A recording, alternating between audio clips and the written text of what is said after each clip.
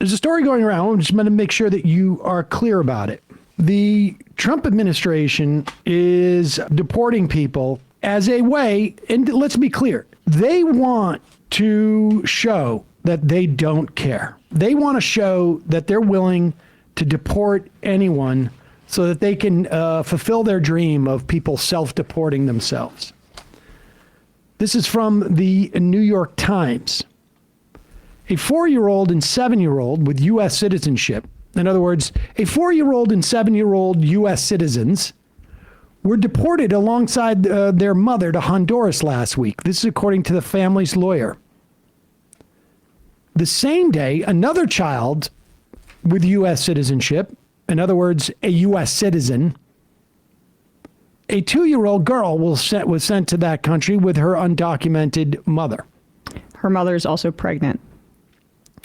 Lawyers for both families said the mothers were not, and this is the point. This is the point. Lawyers for both families said the mothers were not given an option to leave their children in the United States before they were deported. In the case of the 2-year-old, whose 11-year-old sibling was also sent to Honduras, a federal judge in Louisiana expressed concern that the administration had deported the American child against the wishes of her father, who remained in the country. The mother of the 2-year-old is pregnant, like Emma said, and the 4-year-old, a boy, again, a U.S. citizen, has a rare form of late-stage cancer.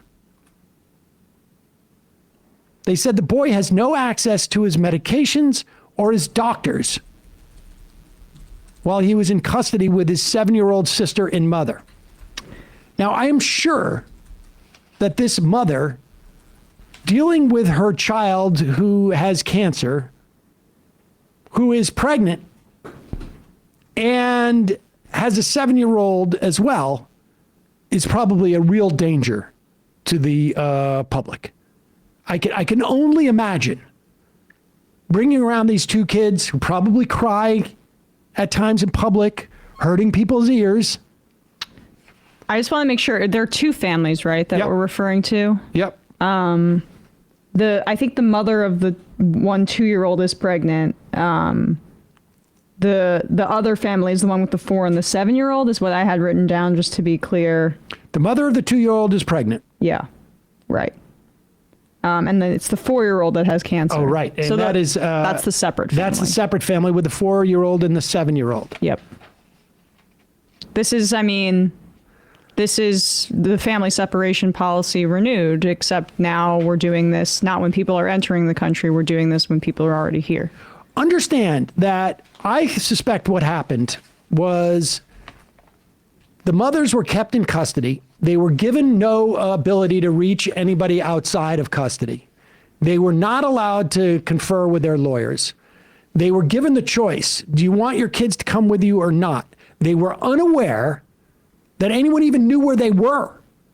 The lawyers were not able to contact these mothers until they were in Honduras. Incidentally, Honduras, one of the most dangerous places on the planet in terms of crime over the past decade or so. The federal district court judge of Western District of Louisiana, Judge Terry Dowdy, asked why the administration had sent the 2-year-old, identified in court records as only VML, to Honduras with her mother, even though her father had sought through an emergency petition on Thursday to stop her from being sent abroad. In other words, the father was like, I will keep the kid here in the States. But it's very likely that the mother was not aware of this. And they simply said, do you want your kids to be thrown in this cell, or do you want them to come with you? That's more than likely. Dowdy, a Trump appointee, said that he had, quote, a strong suspicion the government just deported a U.S. citizen with no meaningful process.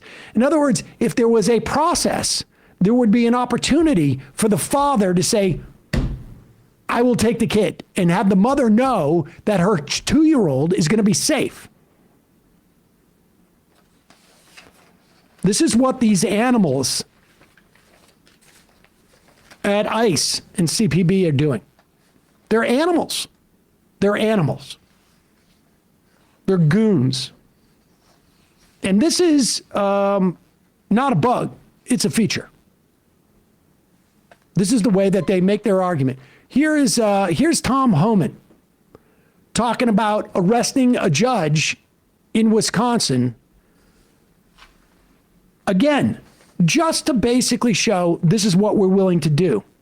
The judge had, just to be clear about what she did, there was an ICE, there were ICE officials trying to take somebody who was in her courtroom, and she basically told the undocumented immigrant who was there to leave through the hallway because the ICE agents didn't have a warrant, so that she allowed him to leave. And now this is why they are putting her in handcuffs. And to be clear, my understanding is she went out there and said that, you know, at one point, like to the ICE agents, you can take him, but you can't take him here.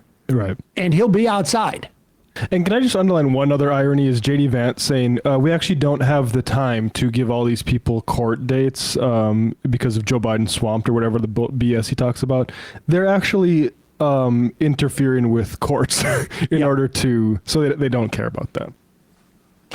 And if I can also answer your question, as far as the judges, look, we just arrested a judge, Pam Bondi, for impeding ICE enforcement removals. I said from day one, you don't have to support ICE's operations.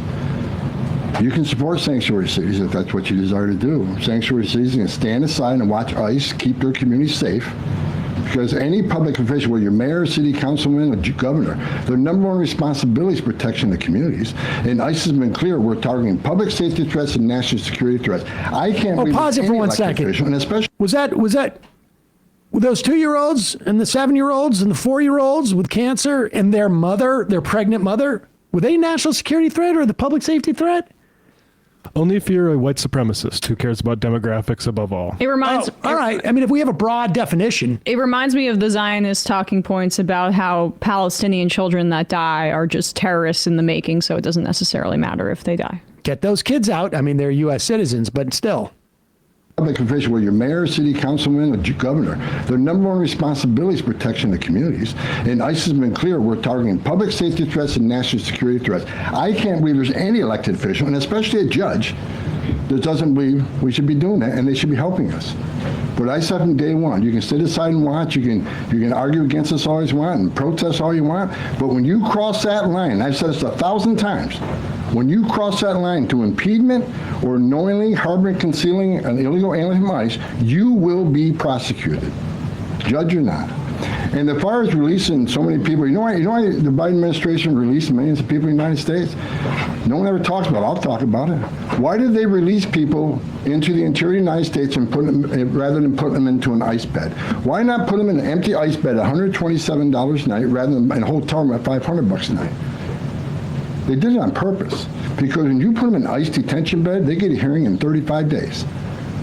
Court records show 9 out of 10 people claim asylum, get order removal, they're gone. But if you release them and put them in a hotel room at $500 a night, their hearings could be 5, 7, 9 years if you pull out all appeals. And what are they hoping for then? That another Democrat administration's in power. This is, pause. I mean, this is such a pack of lies. Understand, they are going after the immigration judges. They have cut back on the immigration judges. They are not looking to speed up this process at all. They are looking to bypass it. Yep. They are looking to bypass it.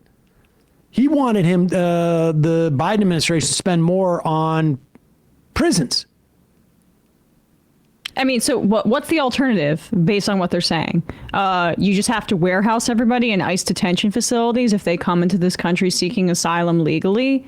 What then? When can the immigration judges hear these cases? How long are they kept in detention? For that period of time? Sometimes the wait time is as he's described. It can be up to years because we have underfunded our processing, right? It's not, the alternative is a mass incarceration state for immigrants who are coming here trying to seek asylum, which is both legal domestically and internationally. And that's not we're not able to do that. That's why people are set off and then they come back for their hearing.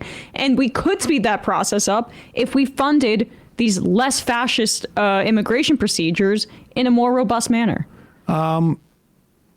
Future successful politician alert, maybe, in Wisconsin. Judge Monica Isham made an announcement in an email to judges across the state on Saturday. Her email, titled "Guidance Requested or I Refuse to Hold Court," made clear she had no intention of working with Immigration and Customs Enforcement. "If there is no guidance for us and no support for us, I will refuse to hold court in Branch 2 in Sawyer County. I will not put myself or my staff, who may feel compelled to help me or my community, in harm's way," Isham wrote. "I have no intention of allowing anyone to be taken out of my courtroom by ICE and sent to a concentration camp, especially without due process, as both of the constitutions we swore to support require.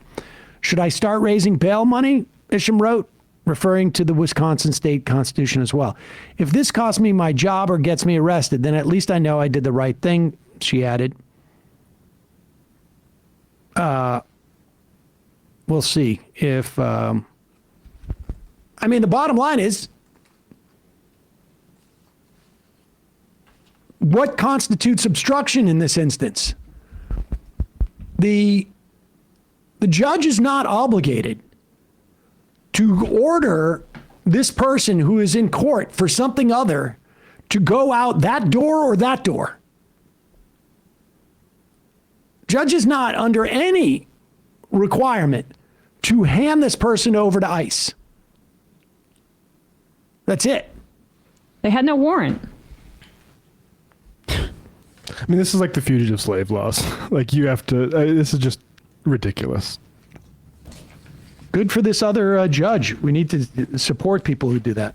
Hey, folks, don't forget to hit the subscribe button and check out our daily show. We do it every day at 12 p.m. Eastern for about 2.5 hours. We even take phone calls. You should check that out.